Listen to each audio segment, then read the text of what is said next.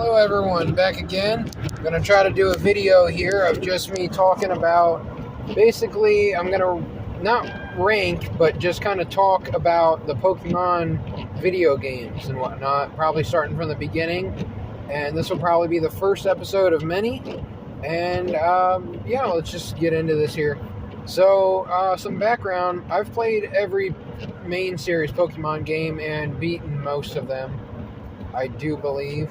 So I think I have a pretty good, understanding and fair critique about the games, what I liked, what I think could be improved, that kind of deal.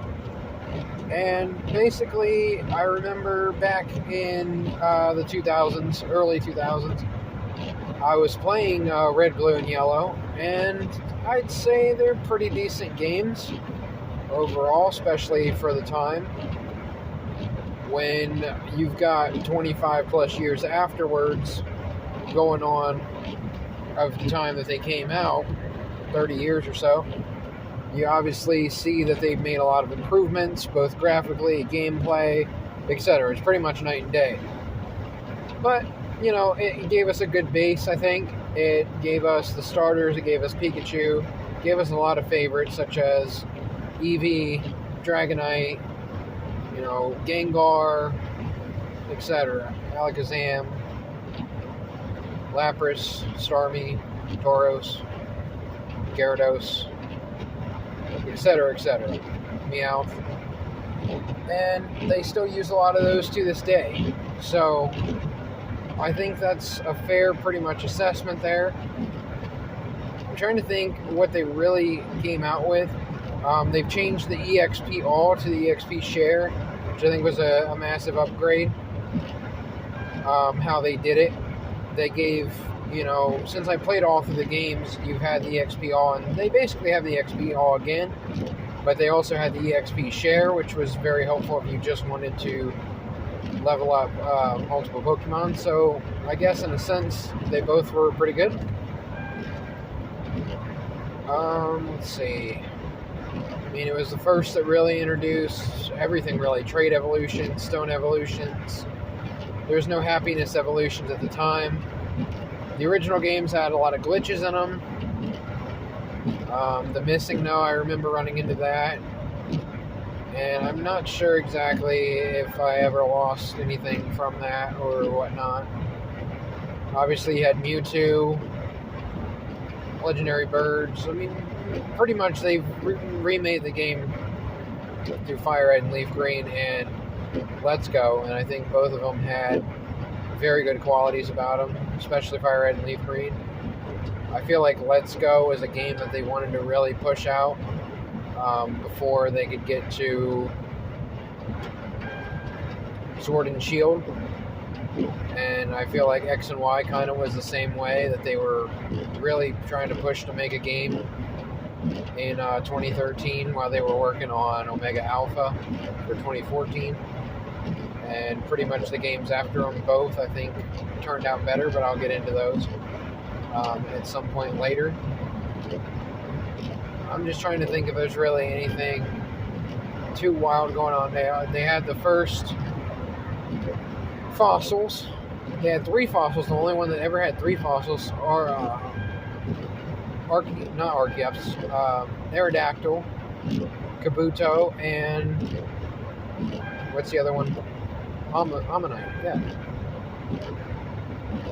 The TMs were not unlimited. You had to teach HMs. Both of those, thankfully, are on and off have changed for the better, so that's good. You get to the rival battle ends up being the champion, which is pretty cool.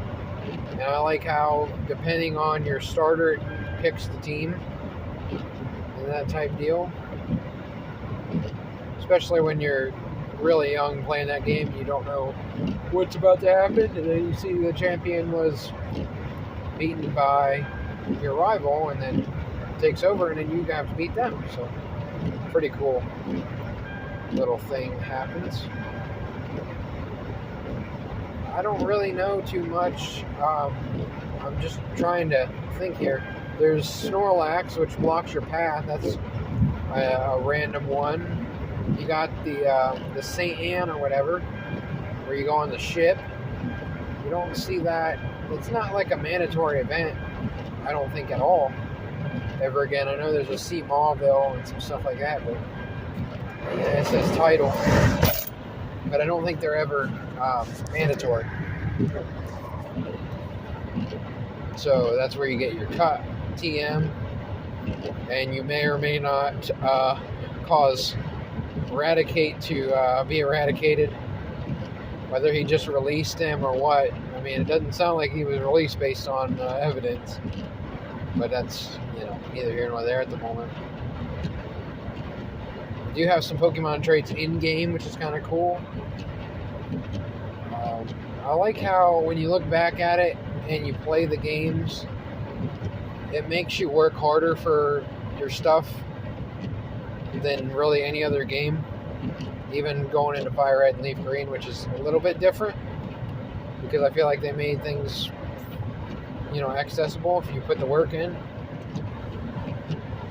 You could buy up all the broken TMs and whatnot if you had the time and effort to do it. I kind of like the Moltres at the Victory Road, because I think that's the only game that they put it. I could be wrong. I know he's in it in Red, Blue, and possibly Yellow. Whereas Fire Red, Leaf Green, you have to go to the island. Excuse me.